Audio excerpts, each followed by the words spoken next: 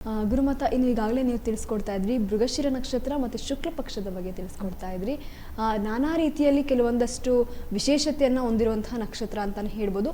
ಅದರಲ್ಲೂ ಸಹ ಈ ಮೃಗಶಿರ ನಕ್ಷತ್ರವನ್ನು ಎಲ್ಲ ನಕ್ಷತ್ರಗಳಿಗಿಂತ ಶುಭವಾದ ನಕ್ಷತ್ರ ಅಂತ ಹೇಳ್ತಾರೆ.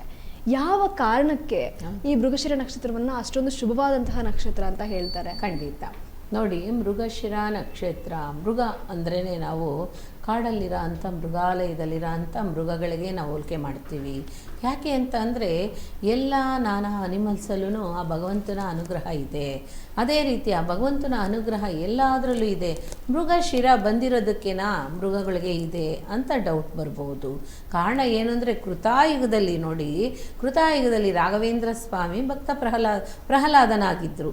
ಆ ಸಮಯದಲ್ಲೂ ಸಹ ಮೃಗಗಳಿಂದನೇ ಆ ಮಗುನ ಸಾಯಿಸಬೇಕು ಅಂತ ಅವ್ರ ತಂದೆ ಹಿರಣ್ಯಕಶಿಪು ಏನೇನೋ ಕಷ್ಟ ಕೊಟ್ಟಿರ್ತಾರೆ. ಆ ಕಷ್ಟದಲ್ಲೂ ಸಹ ಮಗು ಹೊರಗಡೆ ಬಂದ್ಬಿಡ್ತಾನೆ. ಹಾಗಾಗಿ ತಂದೆಯಿಂದನೇ ಭಕ್ತಾನ ಹೆಸರು ತಗೊಂಡಿದ್ದಂಥ ಭಕ್ತ ಪ್ರಹ್ಲಾದ.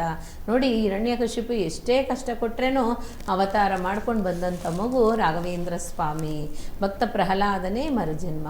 ಹಾಗಾಗಿ ಆ ಭಗವಂತನಿಗೆ ಅವತಾರ ಮಹಾಪುರುಷನಿಗೆ ಈ ನಕ್ಷತ್ರ ಇದೆ ಅಂತ ಅಂದರೆ ಎಲ್ಲ ಮೃಗಗಳಿಗೂ ಭಗವಂತನ ಆಶೀರ್ವಾದ ಇದೆ ಅಂತ ಅರ್ಥ. ಅದೇ ರೀತಿ ವಿಶೇಷತೆ ಏನು ಅಂತಂದರೆ ಅವತ್ತಿನ ದಿವಸ ರಾಘವೇಂದ್ರ ಸ್ವಾಮಿ ಮೃಗಶಿರ ನಕ್ಷತ್ರಕ್ಕೆ ಪವರ್ಫುಲ್ ಜಾಸ್ತಿ. ನೋಡಿ, ಅವ್ರು ಯಾಕೆ ಕಾರ್ತಿಕ ನಕ್ಷತ್ರದಲ್ಲಿ ಹುಟ್ಟಬಾರ್ದಾಗಿತ್ತ, ಇಲ್ಲ ಅನುರಾಧ ನಕ್ಷತ್ರದಲ್ಲಿ ಹುಟ್ಟಬಾರ್ದಾಗಿತ್ತ, ಎಷ್ಟೋ ಉತ್ತರ ನಕ್ಷತ್ರದಲ್ಲಿ, ಈ ಥರ ಯಾವುದ್ಯಾವುದೋ ಬೇರೆ ಬೇರೆ ನಕ್ಷತ್ರದಲ್ಲಿ, ರೋಹಿಣಿ ನಕ್ಷತ್ರದಲ್ಲಿ ಹುಟ್ಟಬಾರ್ದಾಗಿತ್ತ, ಇದರಲ್ಲೇ ಹುಟ್ಟಬೇಕು ಅಂತ ಏನಿದೆ? ಕೃತಾಯುಗದಲ್ಲಿ ಇರೋ ಅಂಥದ್ದು ಕಲಿಯುಗದಲ್ಲಿ ಬಂದಿದೆ. ಅದಕ್ಕೆ ಹೇಳೋದು, ಎಲ್ಲ ವಿಶೇಷತೆಗಿಂತ, ಎಲ್ಲ ನಕ್ಷತ್ರಗಿಂತ ವಿಶೇಷತೆ ತುಂಬಿ ತುಳುಕಾಡ ಅಂತ ನಕ್ಷತ್ರ ಮೃಗಶಿರ ನಕ್ಷತ್ರ. ಅದಕ್ಕೋಸ್ಕರನೇ ಹೇಳೋದು, ಮೃಗಶಿರ ನಕ್ಷತ್ರದಲ್ಲಿ ನನ್ನ ಮಗು ಹುಟ್ಟಿದಾನೆ ಅಂದರೆ ಹುಟ್ಟಿದಾನೆ ಅಷ್ಟೇ ಅಂತಾರೆ. ಈ ನಕ್ಷತ್ರದ ಅರ್ಥ ಗೊತ್ತಾಗೋಯ್ತು ಅಂತ ಅಂದರೆ ಅವ್ರ ಖುಷಿ ತುಂಬಿ ತುಳ್ಕಾಡುತ್ತೆ. ಅಷ್ಟು ವಿಶೇಷತೆ ಇದೆ ಇದರಲ್ಲಿ. ಇದು ಮಾತ್ರ ಅಲ್ಲ, ಈ ನಕ್ಷತ್ರನ ಇಟ್ಕೊಂಡು ನೀವೇನು ಬೇಕಾದರೂ ಸ್ಥಾಪನೆ ಮಾಡ್ಬೋದು, ಏನು ಬೇಕಾದರೂ ಉದ್ಭವ ಮಾಡ್ಕೋಬೋದು. ಆಫೀಸ್ ಇಂಪ್ರೂವ್ಮೆಂಟ್ ಮಾಡ್ಬೋದು, ಕೆಲ್ಸಕ್ಕೆ ಹೋಗೋಂಥದ್ದು, ಇನ್ನೊಂದು ಕೆಲಸಕ್ಕೂ ಸಹ ನೀವು ಹೋಗ್ಬೋದು. ಅದೇ ರೀತಿ ಮಾಡೋ ಅಂಥದ್ದು ಮನೆ ಸಹ ಕಟ್ಬೋದು. ಈ ನಕ್ಷತ್ರದಲ್ಲಿ ನೋಡಿ, ನಾನು ಮೃಗಶಿರ ನಕ್ಷತ್ರ ವೃಷಭ ರಾಶಿ ಬರುವಾಗ ನಾನು ಯಾವುದ್ರ ಬಗ್ಗೆನೂ ತಲೆ ಕೆಡಿಸ್ಕೊಳಕ್ಕೆ ಹೋಗಲ್ಲ. ಕಾರಣ ಏನು ಅಂತಂದರೆ, ನಾನು ರಾಶಿ ನಕ್ಷತ್ರನ ಪೂಜೆ ಮಾಡ್ತೀನಿ, ಇಲ್ಲ ಅಂತ ನಾನು ಹೇಳಲ್ಲ. ನನಗೆ ಬೇಕಾಗಿರೋದು ರಾಯರ ಧ್ವನಿ, ರಾಯರ ದೃಷ್ಟಿ, ರಾಯರ ಅನುಗ್ರಹ, ಆಶೀರ್ವಾದ, ಸಂಕಲ್ಪ, ಅದು ಮಾತ್ರನೇ ನಾನು ನೋಡೋ ಅಂಥದ್ದು. ಕಾರಣ ನನಗೆ ನನ್ನ 7 ವಯಸ್ಸಿಂದ ಆ ರೀತಿ ನನ್ನ ತಂದೆ ಬೆಳೆಸ್ಬಿಟ್ಟಿದ್ದಾರೆ. ನಮ್ಮ ತಾತ, ನಮ್ಮ ತಂದೆ, ನಮ್ಮ ತಾಯಿ ಎಲ್ಲ ಆ ರೀತಿ ತೊಗೊಂಬಂದಿದ್ದಾರೆ. ಹಾಗಾಗಿ ನನಗೆ ಅಂತಲೇ ಅದು ಸಪ್ರೇಟಾಗಿ ಬಂದುಬಿಟ್ಟಿದೆ, ಏನು ಮಾಡೋಕ್ಕಾಗಲ್ಲ. ಹಾಗಾಗಿ ಈಗಲೂ ಸಹ ಮನೆಯಲ್ಲಿ ಮೃಗಶಿರ ನಕ್ಷತ್ರ ವೃಷಭ ರಾಶಿ ಅಂತ ಅನ್ನೋದು ಯಾರಾದರೂ ಬಂದು ಅರ್ಚನೆ ಮಾಡಿಸುವಾಗ ಹೇಳ್ತೀನಿ ನಾನು, ಇದು ರಾಯರ ನಕ್ಷತ್ರ, ನೀವು ಇನ್ನೂ ಚೆನ್ನಾಗಿ ಇಂಪ್ರಾಗಿ ಸಂತೋಷವಾಗಿರಿ, ಖುಷಿಯಿಂದ ರೀ. ನೋಡಿ, ರಾಘವೇಂದ್ರ ಸ್ವಾಮಿ ನಕ್ಷತ್ರಕ್ಕೆ ಇದು ರಾಘವೇಂದ್ರ ಸ್ವಾಮಿಗೆ ಮಾತ್ರ ಅಲ್ಲ, ಬೇಕಾದಷ್ಟಿದೆ, ಬೇಕಾದ ದೇವಾದೇವತೆಗಳಿಗೂ ಬಂದಿರುತ್ತೆ. ಆದ್ರೇನು ಇವರಿಗಿದೆ ಅನ್ನುವಾಗ ತುಂಬಾ ಎಲ್ಲ ರಾಘವೇಂದ್ರ ಸ್ವಾಮಿ ಭಕ್ತರುಗಳಿಗೆ ತುಂಬಾ ಖುಷಿಯಾಗುತ್ತೆ. ಏಕೆಂದರೆ 100ರಲ್ಲಿ 10 ಜನಕ್ಕೆ ಮೃಗಶಿರ ನಕ್ಷತ್ರ ಇದ್ದೇ ಇರುತ್ತೆ. ಆ ನಕ್ಷತ್ರದಲ್ಲಿ ಹುಟ್ಟಿರೋರು ಏನು ಸ್ವಭಾವ ನೋಡಿ ಹೇಳ್ತೀನಿ. ಏನು ಅಂತ ಅಂದರೆ, ಯಾವಾಗಲೂ ಸಾಧು ಆಗಿರ್ತಾರೆ. ಸಾಧು ಆಗಿರ್ತಾರೆ, ಟಕ್ಕಂತ ಏನು ವಿಷಯನೂ ಶೇರ್ ಮಾಡ್ಕೊಳ್ಳಲ್ಲ. ಅದೇ ರೀತಿ ಒಬ್ಬರನ್ನ ನೋಡಿದ ತಕ್ಷಣ ಇವ್ರು ಇಂಥವ್ರೇ ಅಂತ ಅವರು ಸ್ವಲ್ಪ ಅವರು ಸೂಕ್ಷ್ಮ ಇದರಲ್ಲಿ ನೆನೆಸೋ ಅಂಥದ್ದು. ಆದರೆ ಟಕ್ಕಂತ ಹೋಗಿ ಬೀಳೋರು ಅಲ್ಲ, ಬಿದ್ದುಬಿಟ್ರು ಅಂದರೆ ಎದ್ದೋಳಲ್ಲ ಅವರು. ಕಾರಣ ಏನು ಅಂತ ಅಂದರೆ, ಅಷ್ಟು ನಕ್ಷತ್ರದಲ್ಲಿ ಇರೋ ಅಂಥ ಪವರು. ಆದರೆ ಬಿದ್ದಿದ್ರೂ ಸಹ ಯೋಚನೆ ಮಾಡಿ ಯಾಕೆ ಎದ್ದು ಎಸ್ಕೇಪ್ ಆಗಿ ಬರಬೇಕು, ಖಂಡಿತ ಬರ್ತಾರೆ. ರಾಘವೇಂದ್ರ ಸ್ವಾಮಿ ನಕ್ಷತ್ರದಲ್ಲಿ ಇರೋ ಅಂಥ ಮೃಗಶಿರ ನಕ್ಷತ್ರದವರು ಖಂಡಿತ ಯಾರ ಹತ್ರನೂ ಯಾಮರಲ್ಲ, ಯಾಮರಿಸೋದು ಇಲ್ಲ, ಇದಂತೂ ಸತ್ಯ.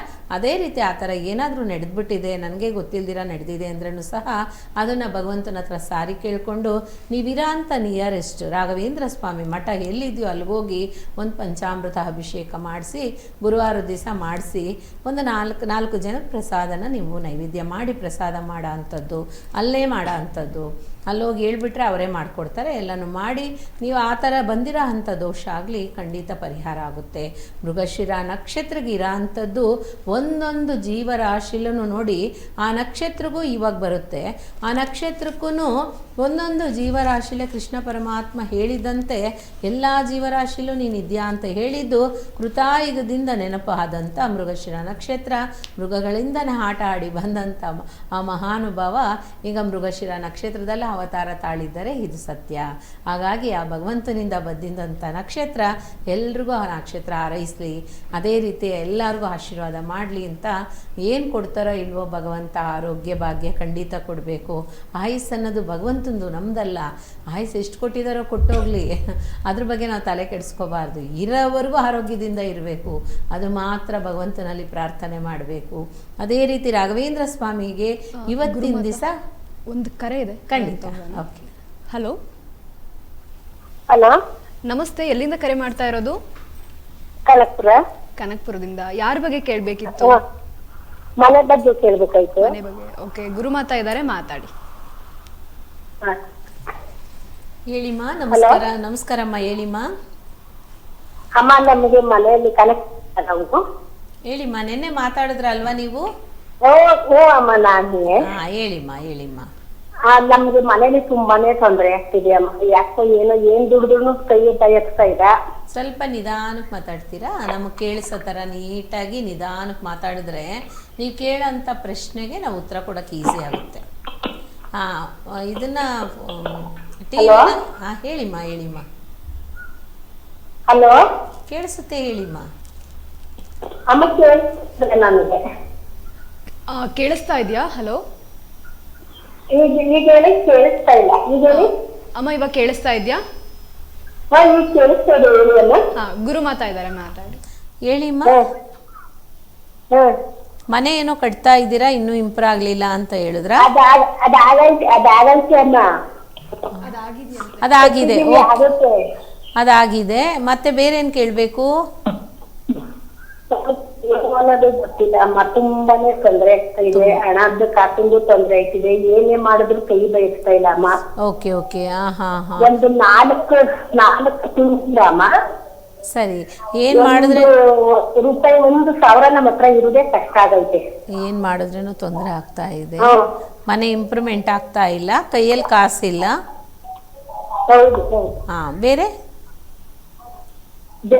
ಏನಮ್ಮ? ಬೇರೆ ಏನ್ ಪ್ರಾಬ್ಲಮ್ ಹೇಳಿ? ಅರ್ಥ ಆಗ್ತಿಲ್ಲ ಅಮ್ಮ ಸರಿಯಾಗಿ. ಬೇರೆ ಏನ್ ತೊಂದರೆ, ಬೇರೆ ಏನ್ ಸಮಸ್ಯೆ ಹೇಳಿಮ್ಮ. ಅದೇ ಇದೊಂದು ಕೈ ಹುಡುಗ್ರೆ ಆಮೇಲೆ ಮಗನ್ ಮದುವೆ ಹೊಸ ಮನೆಗೆ ಹೋಗಿದ್ದೀರಾ ನೀವು? ಹೊಸ ಮನೆ ಕಟ್ಕೊಂಡು 2 ವರ್ಷ ಆಯ್ತು ಅಮ್ಮ. ಇನ್ ಕಾರ್ತಿಕ್ ಮಾಸ ಬಂದ್ರೆ, ನವೆಂಬರ್ ಬಂದ್ರೆ ಗೃಹ ಪ್ರವೇಶ ಮಾಡ್ಕೊಂಡು ಬಂದಿದೀವಿ. ಹೊಸ ಮನೆಗೆ ಹೋಗಿ ನೀವು 4ರಿಂದ 6 ತಿಂಗಳ ಈಚೆಗೆ ಈ ತರ ಆಗ್ತಾ ಇದೆ. ಅದಕ್ಕೆ ಮೊದ್ಲು ಇರ್ಲಿಲ್ಲ. ಓಕೆ, ನೀವು ಮನೆ ದೇವ್ರಿಗೆಲ್ಲ ಹೋಗ್ತಾ ಇದ್ದೀರಮ್ಮ? ಕುಲದೇವ್ರು ಅಂತೀವಲ್ಲ, ಹೋಗ್ತಾ ಇದ್ದೀರಾ? ಮನೆ ದೇವ್ರ ಹೋಗ್ತಾ ಇದೀವಿ ಅಮ್ಮ. ಇಲ್ಲ. ಈಗ ಮೊನ್ನೆನು ಅಮಾಸೆ ದಿನನೂ ಹೋಗ್ ಬಂದು. ಮನೆ ದೇವರ ಆಶೀರ್ವಾದ ನಿಮಗ್ ಸರಿಯಾಗಿಲ್ಲ ಅಮ್ಮ. ಹೌದಾ? ಮನೆ ದೇವರ ಆಶೀರ್ವಾದ ನಿಮ್ಗಿಲ್ಲ. ಮತ್ತೆ ನೀವು ಹೋಗಿರೋ ಅಂತ ಮನೆ ಏನೋ ಚೆನ್ನಾಗಿದೆ, ಮನೆ ಪ್ರಾಬ್ಲಮ್ ಇಲ್ಲ.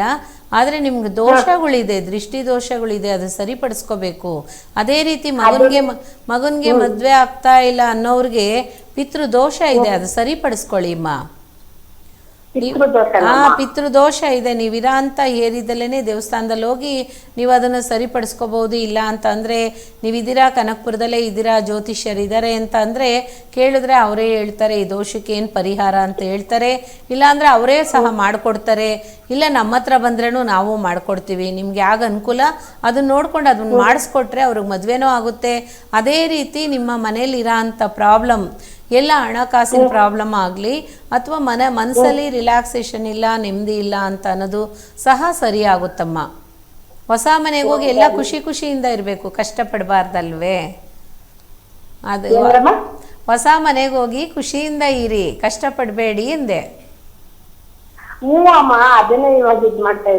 ಖುಷಿಯಿಂದ ನೆಮ್ಮದಿಯಿಂದ ಇರಿ. ದೇವರು ದೇವರು ನಿಮಗೆ ಚೆನ್ನಾಗಿಟ್ಟಿದ್ದಾನೆ, ರಾಯರು ಚೆನ್ನಾಗಿಟ್ಟಿದ್ದಾನೆ. ಇರೋ ಅಂಥದ್ದು ಖುಷಿಯಿಂದನೇ ಇದ್ದೀರಾ. ಇರೋದನ್ನ ಇಲ್ಲ ಅಂತ ಹೇಳ್ಕೊಬೇಡಿ, ಇಲ್ಲದನ್ನ ಬೇಕು ಅಂತ ಕೇಳಬೇಡಿ. ಇರೋದು ಸಾಕು, ನಿಮ್ಮ ಮಗನಿಗೆ ಮದುವೆ ಆಗಲಿ, ಇರೋದು ಸಾಕು. ಅಲ್ಲಿರೋ ಅಂಥ ದೋಷಗಳನ್ನ ಸರಿಪಡಿಸ್ಕೊಳ್ಳಿ, ಇನ್ನೂ ಚೆನ್ನಾಗಿರ್ತೀರಮ್ಮ. ಆಯ್ತಮ್ಮ, ನಿಮ್ಮ ಆಶೀರ್ವಾದ ನಮ್ಗೆ ಅದೇನೇ ಅಮ್ಮ. ಇವಾಗ ಖಂಡಿತ ಇದೆ ನಿಮ್ಗೆ, ಕೈ ಬೈ ಎತ್ತೋದು ಸರಿ ಹೋದ್ರೆ ನಿಮ್ಗಿದೆ ಆದಷ್ಟು ಕೊಟ್ಟಿದ್ದಾನೆ ಭಗವಂತ. ಇರೋದು ಸಾಕು, ಅದನ್ನ ಉಳಿಸ್ಕೊಳ್ಳಿ, ಇರೋದನ್ನ ಉಳಿಸ್ಕೊಳ್ಳಿ. ಆ ಭಗವಂತನ ಆಶೀರ್ವಾದ ಇರಲಿ, ಆ ದೋಷ ಮಾತ್ರ ಪರಿಹಾರ ಮಾಡ್ಕೊಳ್ಳಿ ಅಮ್ಮ. ನಿಮ್ಮ ಧ್ವನಿಲೇ ಗೊತ್ತಾಗುತ್ತೆ ನೋಡಿ ಇದೆ. ನಿಮ್ಮಿಂದ ಸಾಧ್ಯ ಮಾಡೋಕ್ಕಾಗುತ್ತೆ ಎಲ್ಲನೂ. ಏನಮ್ಮ ಈ ತರ ತೊಂದ್ರೆ ಆದ್ರೆ ಏನ್ ಮಾಡಕ್ಕಾಗುತ್ತೆ ಅಮ್ಮ? ಖಂಡಿತ ಒಳ್ಳೇದಾಗುತ್ತೆ. ರಾಯರನ್ನ ನೀವು ಆದರೆ ಮಂತ್ರಾಲಯಕ್ಕೆ ಒಂದು ಟೈಮ್ ಹೋಗ್ಬಿಟ್ಟು ಬನ್ನಿ, ಇಲ್ಲ ಬರ್ತೀವಿ ಅಂದರೆ ನಮ್ಮ ಹತ್ರನೂ ಸಹ ಬನ್ನಿ, ಎಲ್ಲ ಸರಿ ಮಾಡಿಕೊಡ್ತೀನಿ, ಎಲ್ಲ ಸರಿ ಆಗುತ್ತಮ್ಮ. ಧೈರ್ಯವಾಗಿರಿ, ನಂಬಿಕೆಯಿಂದ ಇರಿ, ಆ ಭಗವಂತನ ಆಶೀರ್ವಾದ ನಿಮ್ಗಿರ್ಲಿ. ಬೇರೆ ಏನು ಕೇಳ್ಕೊಳ್ಳಿಮ್ಮ. ಅದೇ ಅಮ್ಮ, ನಮಗಿದೊಂದು ಸಮಸ್ಯೆ ಸದ್ಯಕ್ಕೆ ಬಗೆಹರಿದು ಬಿಟ್ರೆ ಅದೇ ಎಲ್ಲ ಒಂದೊಂದಾಗಿ ಇದಾಗುತ್ತೆ ಅಂತ ಅಮ್ಮ. ಖಂಡಿತ ಒಳ್ಳೇದಾಗುತ್ತೆ, ಚಿಂತೆ ಮಾಡಬೇಡಿ, ಒಳ್ಳೇದಾಗುತ್ತೆ. ಸರಿನಾ? ಆಯ್ತು ಅಮ್ಮ. ಸ್ವಲ್ಪ ಅಮ್ಮ ಬೇಜಾರ್ ಮಾಡ್ಕೋಬೇಡಿ, ಸ್ವಲ್ಪ ಅಮೌಂಟ್ ತುಂಬಾನೇ ಕಷ್ಟ ಇದೆ, ಅದಕ್ಕೆ ನಾವು ನಿಮ್ಮ ಹತ್ರ ಬರಕ್ ಆಗ್ತಾ ಇಲ್ಲ ಅಮ್ಮ. ಪರವಾಗಿಲ್ಲ, ಅಲ್ಲಿದ್ದೇ ನೀವು ಸರಿಪಡಿಸ್ಕೊಳ್ಳಿ. ಇರೋ ಜಾಗದಲ್ಲಿ ಇದ್ದೇ ಸರಿಪಡಿಸ್ಕೊಳ್ಳಿ, ತೊಂದರೆ ಇಲ್ಲ. ಅಲ್ಲಿ ರಾಯರು ಕನಕಪುರದಲ್ಲಿ ರಾಯರ ಮಠ ಇತ್ತು ಅಂದ್ರೆ ಹೋಗಿ ಬನ್ನಿ ಅಮ್ಮ. ಹೋಗ್ತೀವಮ್ಮ, ಗುರುವಾರ ಕನಕಪುರದಲ್ಲಿ ಹೋಗ್ತಾನೆ, ಕಳಿಸ್ತೀವಿ. ಇವತ್ತು ಹೋಗಿ, ಮೃಗಶಿರ ನಕ್ಷತ್ರ ತುಂಬಾ ವಿಶೇಷ. ಇವತ್ತು ರಾಯರನ್ನ ದರ್ಶನ ಮಾಡೋದು ತುಂಬಾನೇ ಒಳ್ಳೇದಮ್ಮ. ಅವ್ರು ಭೂಮಾದೇವಿ ಬಂದಾಗ ಹೇಗೆ ಸಂಗಮ ಆಯಿತು ನದಿಗಳೆಲ್ಲ, ಆ ಥರ ನಮ್ಮ ಕಷ್ಟ ಎಲ್ಲ ದೂರ ಆಗ್ಬಿಟ್ಟು ನಮಗೂ ಆಶೀರ್ವಾದ ಆ ಸಂಗಮ ಆಗುತ್ತೆ ಅಂತ ಹೇಳ್ತಾರೆ. ಹೋಗಿ ಬನ್ನಿ, ಒಳ್ಳೇದಾಗ್ಲಿಮ್ಮ. ಆಯ್ತು ಅಮ್ಮ, ಏನೋ ನಿಮ್ಮಂತ ಆಶೀರ್ವಾದ ಅಮ್ಮ. ನಮ್ಗಂತೂ ಅಪ್ಪ ಅಮ್ಮ ಇಲ್ಲಮ್ಮ. ಸರಿಮ್ಮ. ಅದೊಂದು ಬರಗಂತೂ ಯಾರು ಹೇಳ್ತಿಲ್ಲ. ಸರಿ. ನಿಮ್ಮಂತರ ಆಶೀರ್ವಾದ ನಮಗೆ ಖಂಡಿತ. ಅಪ್ಪ ಅಮ್ಮ ನೋಡಿ, ಅಪ್ಪ ಅಮ್ಮ ಇಲ್ಲ ಅನ್ನೋರಿಗೆ ಆ ದೇವರೇ ಅಪ್ಪ ಅಮ್ಮ ಅಂತ ಹೇಳ್ತಾರೆ. ರಾಯರ ಆಶೀರ್ವಾದ ಖಂಡಿತ ಇರುತ್ತೆ. ರಾಯರೇ ನಿಮ್ಮ ತಾಯಿ ತಂದೆಗೆ ಸಮಾನವಾಗಿ ಯಾವಾಗಲೂ ಸದಾಕಾಲ ನಿಮ್ಮ ಜೊತೆಲಿ ಇರ್ತಾರೆ. ನಾನೂ ಸಂಕಲ್ಪ ಮಾಡ್ತೀನಿ ಖಂಡಿತವಾಗ್ಲೂ. ನೀವು ಚಿಕ್ಕವರಾಗಿದ್ದರೆ ನನ್ನ ಆಶೀರ್ವಾದ ಇರಲಿ, ದೊಡ್ಡವರಾಗಿರಲಿ ಆ ಭಗವಂತನ ಆಶೀರ್ವಾದ ನಿಮ್ಗಿರ್ಲಮ್ಮ.